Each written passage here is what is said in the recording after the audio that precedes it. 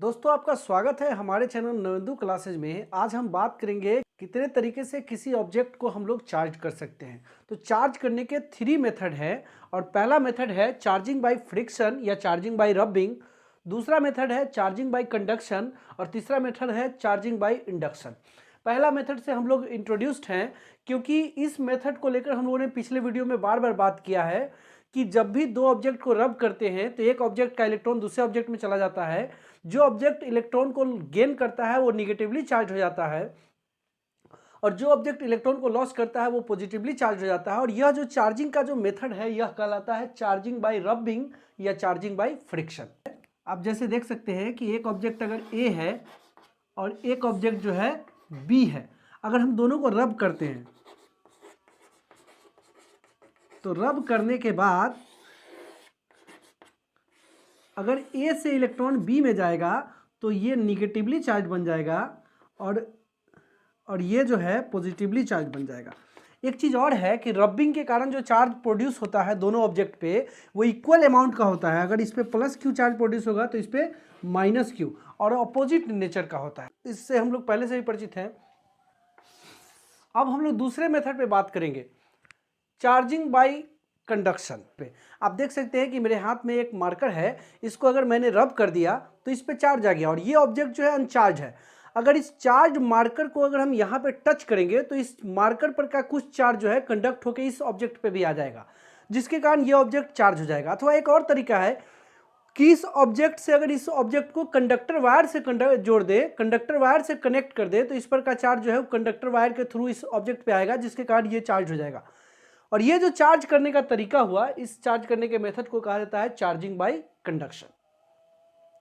अगर हम लोग जो चलते हैं तो उसको वॉकिंग बोलते हैं, लेकिन जब चार्ज चलता है तो उसको कंडक्टिंग बोलते हैं, इसलिए इसको चार्जिंग बाय कंडक्शन कहते हैं। तो ये भी मैं थोड़ा सा आपको एग्जांपल दिखाता हूं। जैसे आप देख सकते हैं कि ये ऑब्जेक्ट जो है ए, आप देख सकते हैं यह कैसा है, चार्ज है। और यहाँ पे एक ऑब्जेक्ट है बी जो कि अनचार्ज है। अब देख सकते हैं कि अगर हम इसको कंडक्टर वायर से कनेक्ट कर दें या फिर हम इसको टच करा दें तो इस पर से चार्ज कुछ इस पे भी आ जाएगा, जिसके कारण ये ऑब्जेक्ट भी चार्ज हो जाएगा, यानी अब ये भी चार्ज हो गया। तो आप देख सकते हैं बी जो है पहले से अनचार्ज था, लेकिन अब बी कैसा बन गया है, देख सकते हैं चार्ज। और ये जो बी को जो हमने चार्ज किया है ये रबिंग के तहत नहीं चार्ज किया है, हमने इसको कंडक्शन करा के चार्ज कराया है। तो इस मेथड ऑफ चार्जिंग को कहेंगे हम लोग चार्जिंग बाय कंडक्शन। दोस्तों अब हम बात करेंगे चार्जिंग बाय इंडक्शन पे। मैं आपको बताऊं कि जैसे यहां पे एक ऑब्जेक्ट है, यहां पर एक ऑब्जेक्ट है ए और यह ऑब्जेक्ट जो है अनचार्ज है। अनचार्ज कहने का मतलब ये नहीं है कि इसके अंदर चार्ज नहीं है। अनचार्ज कहने का मतलब ये है कि इसके अंदर में चार्ज है, लेकिन दोनों प्लस और माइनस चार्ज एक दूसरे के साथ बैलेंस में है, दोनों इक्वल अमाउंट में है। तो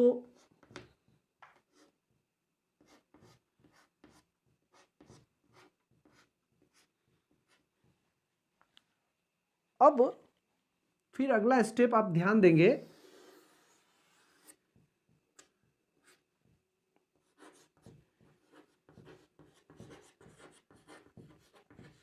अनचार्ज है। इस अनचार्ज ऑब्जेक्ट के क्लोज, काफी इसके नजदीक अगर हम कोई दूसरा चार्ज ऑब्जेक्ट लाते हैं, जैसे देखिए मैं आपके सामने एक चार्ज ऑब्जेक्ट इसके सामने लाता हूं, इसके काफी क्लोज।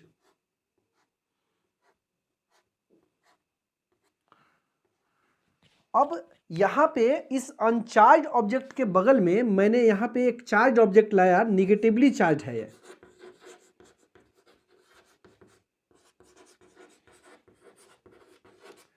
आप देख सकते हैं कि जो ही मैं ये चार्ज ऑब्जेक्ट इस अनचार्ज ऑब्जेक्ट के क्लोज लाऊंगा तो इसके अंदर का जो निगेटिव चार्ज है उसको यह निगेटिव चार्ज रिपेल करेगा, लेकिन इसके अंदर के प्लस चार्ज को अट्रैक्ट करेगा, जिसके कारण प्लस चार्ज का इसके क्लोज वाले सरफेस पे प्लस चार्ज का एलोकेशन हो जाएगा, यहाँ जमावड़ा हो जाएगा। यहाँ जो डिस्टेंट सरफेस है इस ऑब्जेक्ट का, यहाँ पे निगेटिव चार्ज का यहाँ पर एलोकेशन होगा।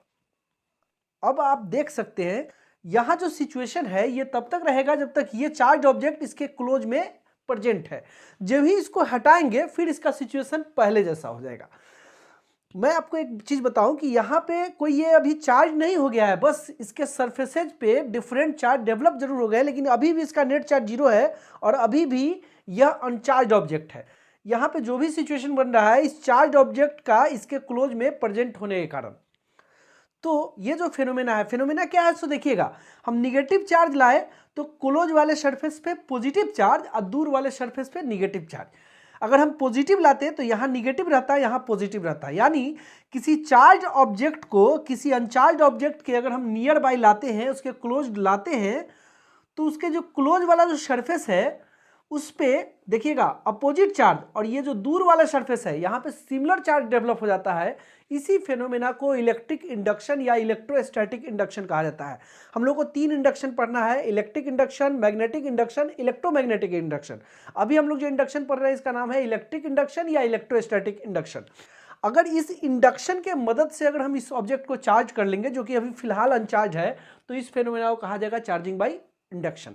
लेकिन केवल इंडक्शन कराने भर से कोई चार्ज नहीं होगा, उसमें कुछ और भी स्टेप जो है इन्वॉल्व होगा। वो क्या क्या करना होगा देखिए मैं आपको बता रहा हूं। तो इसके बाद अब फिर हम लोग देखिए आगे क्या करेंगे।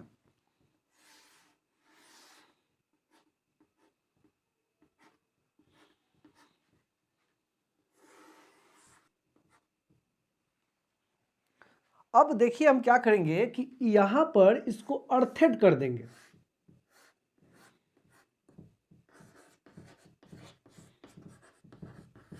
अर्थेड को दिखाने का ये सिंबल है। अर्थेड करने का मतलब कि इस ऑब्जेक्ट को हम अर्थ से वायर द्वारा कनेक्ट कर देंगे। तो आप जब वायर से अर्थ से इसको कनेक्ट करेंगे तो आप देख सकते हैं कि ये प्लस चार्ज को ये माइनस चार्ज जो है बाउंड करके रखे हुए, बांध कर रखे हुए हैं। रस्सी से नहीं बांधे हुए हैं, अट्रैक्शन फोर्स से, इलेक्ट्रोस्टैटिक अट्रैक्शन फोर्स से बाउंड किए हुए हैं। लेकिन ये माइनस चार्ज इस वाले माइनस को रिपेल कर रहा है, रिपेल कर रहा है। अगर इस माइनस को जगह मिल गया तो ये उधर जा भी जा सकता है। अभी देखिए इसको जगह मिल गया, इसको रास्ता मिल गया, इसलिए ये कहां पे चला जाएगा, अर्थ में। इसको बोलते हैं फ्री चार्ज और इसको बोलते हैं बाउंड चार्ज। ये चार्ज इसके कारण बाउंड है और ये चार्ज फ्री है। अब ये चार्ज जो है अर्थ में चला जाएगा। जब ही ये अर्थ में जाएगा तो अब जानते हैं कि इसके अंदर का जो बैलेंस था प्लस माइनस चार्ज का, वो बैलेंस जो है इम्बैलेंस हो गया। यानी अब ये ऑब्जेक्ट अनचार्ज न रहकर ये ऑब्जेक्ट चार्ज हो गया। अब हमको क्या करना है कि इसके अगले स्टेप में हम इस अर्थेड वायर को यहां से हटा लेंगे। इसको हटाने से पहले अर्थिंग को हटाना है। अगर इसी को आप पहले हटा लेंगे तो ये प्लस चार्ज भी अर्थ से इलेक्ट्रॉन आके इस प्लस चार्ज को भी बैलेंस कर देगा और ये फिर न्यूट्रल हो जाएगा। इसलिए पहले अर्थिंग वाला वायर हटाना है। तो आप देखिए यहां पे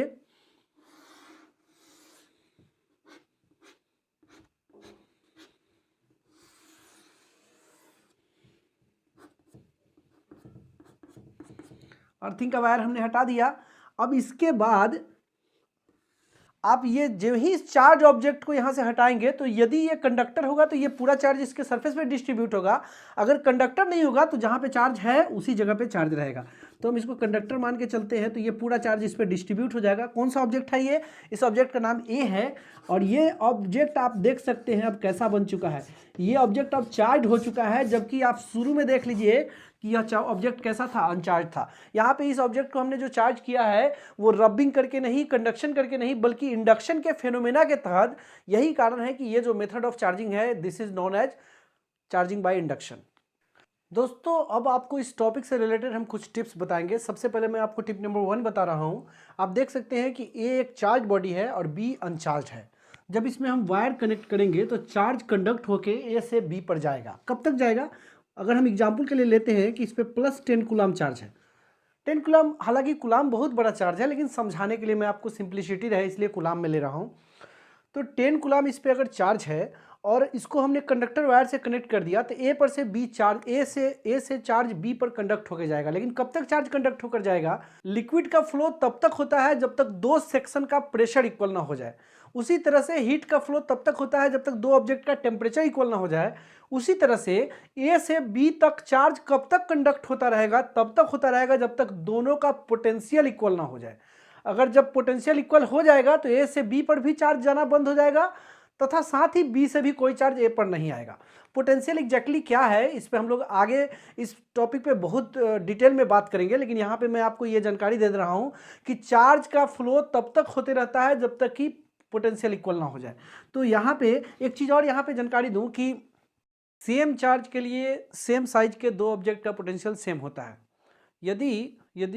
यदि दोनों का साइज सेम है तो सेम चार्ज के लिए सेम पोटेंशियल होगा, यानी 10 कूलम है तो 5 कूलम के लिए अगर इसका जितना पोटेंशियल होगा उतना ही 5 कूलम के लिए इतना होगा, इसका होगा। इसलिए सेम अगर साइज के ऑब्जेक्ट है, इसलिए सेम साइज के ऑब्जेक्ट हैं तो सेम अमाउंट ऑफ चार्ज को शेयर कर लेंगे।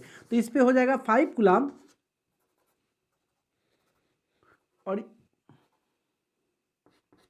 और इस पे भी हो जाएगा 5 कूलम।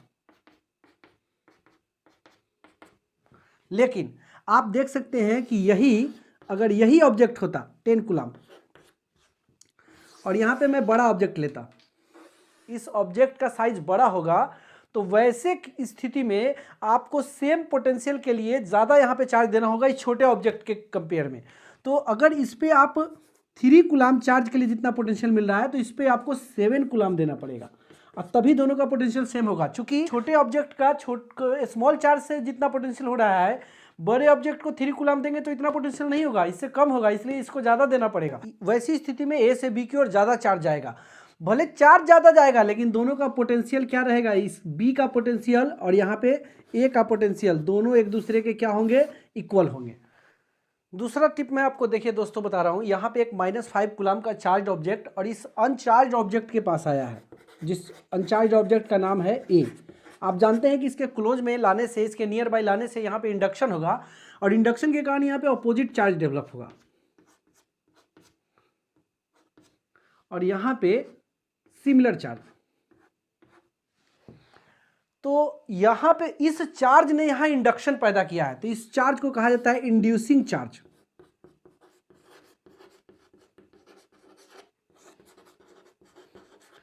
और इसके क्लोज वाले सरफेस पे जो अपोजिट चार्ज डेवलप हुआ है इसको कहा जाता है इंड्यूस्ड चार्ज।